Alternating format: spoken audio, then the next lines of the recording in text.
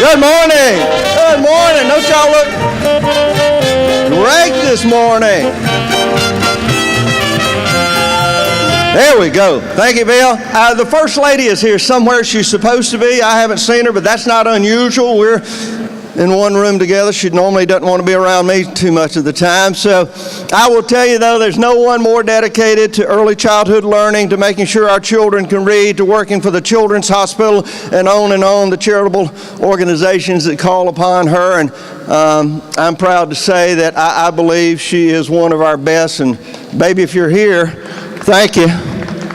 Thank you. All right, I'm going to give you three words this morning. Workforce development. Workforce development.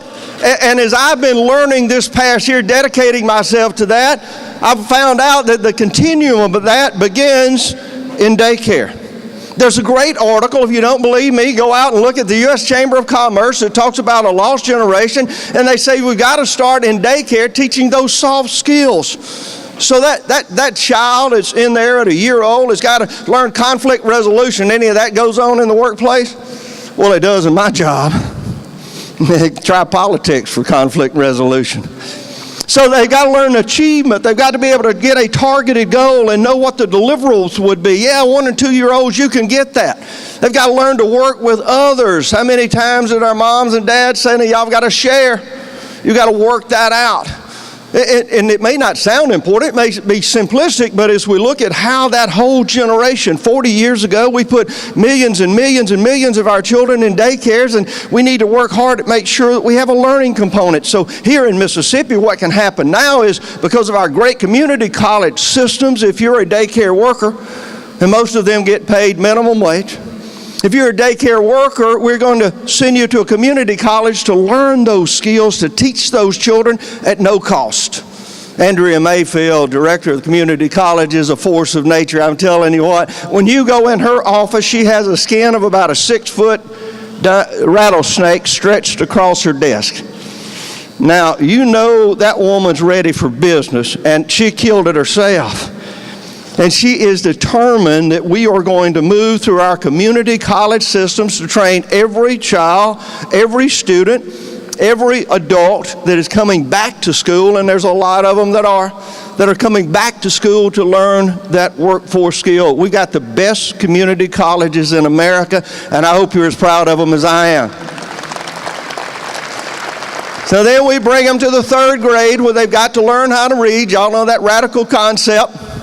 We actually said you had to learn how to read in the 3rd grade before you could be socially promoted in the 4th grade. I saw somebody else being critical of that just the other day. They will never learn. These children have to learn how to read.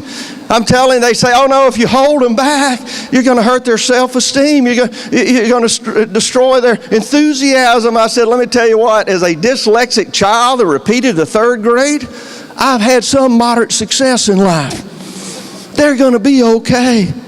But they're going to learn how to read. It is our failure to allow them to believe that somehow in the 5th and 6th grade they're succeeding, and they begin to fail math and science in the 7th and 8th, and then they drop out.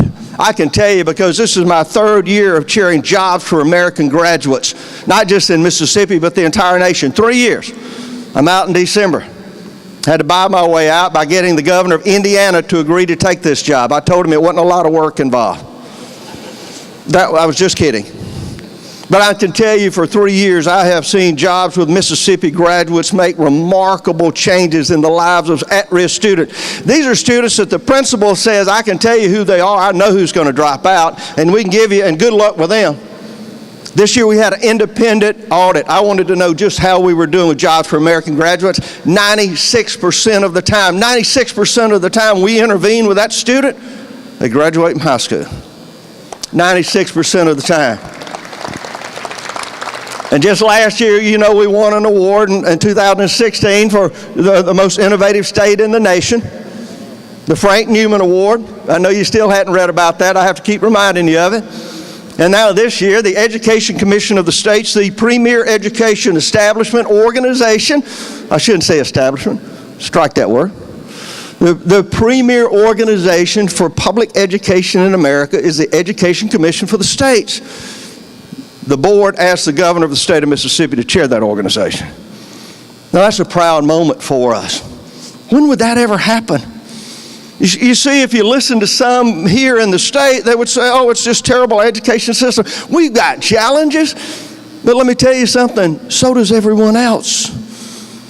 Dr. Lori Smith was just at the ECS meeting the other day in Washington, D.C., and a lady from another state came up and said, we hear remarkable things are going on in Mississippi in public education. They said, you know what? Mississippi has become the new Indiana. The new Indiana. They used to have a great governor. His name was Mike Pence. He grew jobs for American graduates faster than anyone else. He put in early childhood learning. He had a curriculum for daycare. It wasn't math or science, but it was a basic skills for young children that will be there until they're 3 years old. You know the number one reason single moms don't go to work in Mississippi? You know the number one reason? Daycare. If you can't find your children a safe, learning, nurturing environment, you're not going to put them there. And if you don't put them there, you can't go get a workforce training skill, so you can't go to work. Just now, if you'll look at your Mississippi Works app, we have nearly 50,000 job openings. We put it on Facebook because never before have we had 50,000. We used to have people looking for jobs in Mississippi. Now we got jobs looking for people. And we're trying to pay them. I mean, companies are saying, I'll give you a bonus. So I was meeting with Secretary Acosta. I go to Washington a lot now. Thank you for your sympathy. I used to go once a year. I'd go up there to the National Governor's meeting and come home. Now it's like twice a month. But I'm meeting with Secretary Acosta and Secretary Perry. I had Administrator Pruitt from the EPA. The administrator of the EPA said, no, I want to come to Mississippi. I want to see what you do, and I want to see one of your farms. I was on the President's Task Force for Deregulation. That's a great word, y'all, deregulation. I told him, I said, Mr. President, let's look real close, and anything that doesn't harm or kill someone, let's get rid of it. Let's do away with it. Unleash the entrepreneur spirit of America's industry and watch them move. Look at the stock market. You don't believe it's not working? I'll see the President tonight. Just last week, or Monday and Tuesday of this week, I was with Zeus Japan, Southeastern United States Japan Business Council, and I talked to the ambassador from Japan and our ambassador from America to Japan. I told him we've got 15,000 employees that work for Japanese companies here. Little companies like Nissan, Toyota, Yokohama, 15,000, 39 different Japanese companies here. You know what I told the ambassador? We call that a good start. It's a good start, Mr. Ambassador, but we need more. So I'll be going to Japan in April. I've been on the road, been to Saudi Arabia, met with the Crown Prince. That's an interesting moment. I'll spend some time telling you about it later on. But I can tell you now, Saudi Arabia has a new dynamic because, at 49 cents a barrel or $50 a barrel, $49 a barrel, Bill, I'm sorry, $50 a barrel for oil, they're changing the dynamic there. You see, they're looking at workforce training. They got a whole population. They've got a large part of their population that for 3 generations have never seen a parent come home from work. They didn't have to work. The government paid you. They gave you a house. They gave you a stipend. So now they're asking their people to go to work in Saudi Arabia, and they've got to find out how to train them. So we took our community colleges over there because the Crown Prince understands what a good job that we do. I met with his brother, the ambassador, just last week in Washington, D.C. I sat down with him. He took his F-15 training. The ambassador from Saudi Arabia to the United States took his F-15 training at Columbus Air Force Base. He loves Mississippi. He's coming back to Mississippi. You know why I went to Saudi? I was sitting there that night in May, and I saw the president speaking to 60 Arab leaders. You remember that? 60 Arab leaders. He delivered a remarkable speech. But one portion of that speech got my attention. He said Saudi Arabia is going to spend $110 billion rebuilding their military. Now, I picked up the phone, called MDA, and said, Glenn, let's go to Saudi Arabia. They're going to spend $110 billion. I only need half of that. Let me tell you, they need ships. The reason I can't be here at noon with you, I'll be speaking to the Gulf Coast Shipping Consortium, shipbuilders from Texas to Florida. We've worked about 7 years with Ingalls to help put that together because we build ships. Ingalls has built 70% of the combat surface vessels. 70% of the Navy's warships today was manufactured in Pascagoula, Mississippi. That's something to be proud of. 90% of the special ops boats, our Wolverines, our Navy SEALs, the boats that you see them using in combat and in exercises and training, 90% of those are made by a U.S. Marine in Gulfport, Mississippi. Remarkable opportunities as Edison Swish, V.T. Halter, on it goes with the shipping industry on the Mississippi Gulf Coast. We got to train people to do it. I was at a graduation with Gulf Coast Community College where they graduated 300 in the shipping industry. Many of the women that came across that stage were master marine welders. I saw one young lady come tromping across and looks like about 8-inch heels. You know those big shoes that they wear? I said, young lady, you're not going to weld in those, are you? She said, oh, no, sir, I got my boots. She was a master marine welder, master marine electricians, master marine carpenters. Because that will be, I promise you, before I leave here, it's going to be the largest shipbuilding industry in the United States. The largest shipyard in America is going to be in Pascagoula, Mississippi. It is going to be the shipyard of the future. At the other end of the coast, you know, we're still, Rolls-Royce has been there. Glenn, how long are we celebrating? 10 years? 10 years Rolls-Royce has been testing their engines. I will tell you one last thing, too, and there's so many I love to share with you. You know, we were in England last year. We're meeting there about banking and insurance and finance because we love manufacturing, Jay. It is the heartbeat of Mississippi. Manufacturing. We make things here. It's remarkable how many things we manufacture. 500,000 automobiles a year, just for an example. But we also need those professional industries, those service industries like banking and finance and insurance. And so I was in London speaking to the financial district, receiving the Freemen of London Award. That's quite an honor. Other people who have received that have been people like Dwight D. Eisenhower, and Churchill, and the governor of the state of Mississippi. So if I ever have to drive, thank you.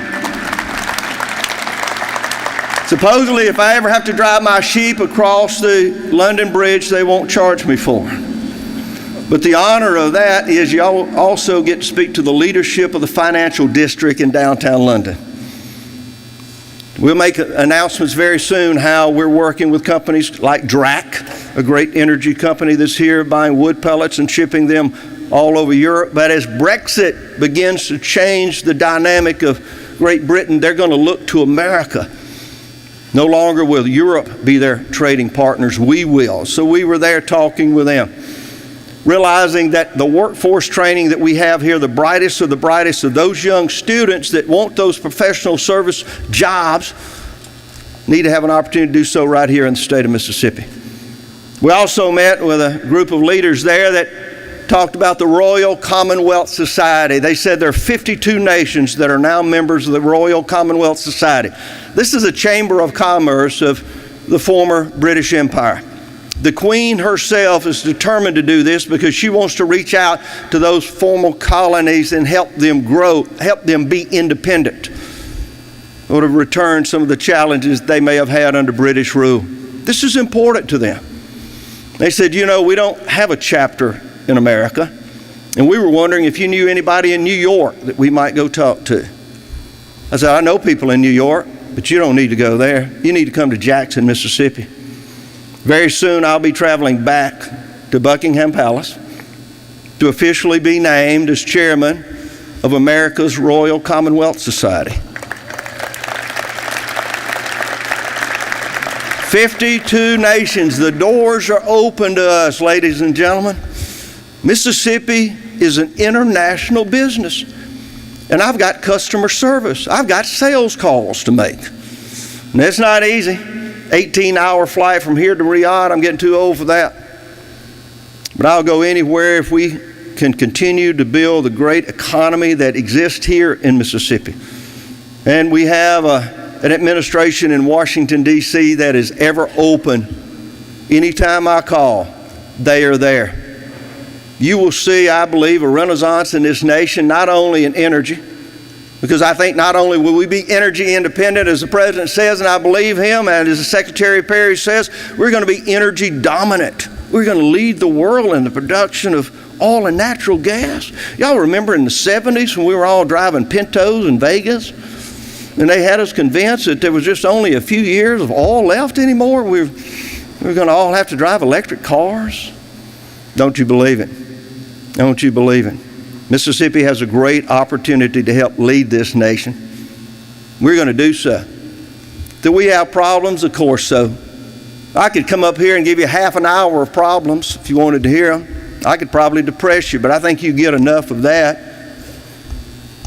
I want to tell you the good things that are going on. I just saw this morning again the Governor's Arts Award. My dear friend Steve Azar, who is our ambassador for the bicentennial, received the top award. Steve's also being nominated for a Grammy. Pretty good Delta boy. He will be playing on December the 9th when we open the Mississippi History and Civil Rights Museum. Now I can tell you all the world will be watching. Here we are in Jackson, Mississippi. For the first time ever, a historic building will open. And it will house the entire history from the very earliest of days, thousands of years of history of this great state. It will tell our story, goods and bad, the trials and the tribulations and the victories.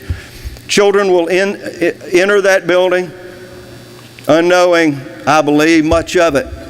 They will leave as I did, more than likely, emotionally moved. But I hope energized to know that they live in a great state with the very best people. That is our Mississippi. Thank y'all so much for being Hobnob. God bless you all.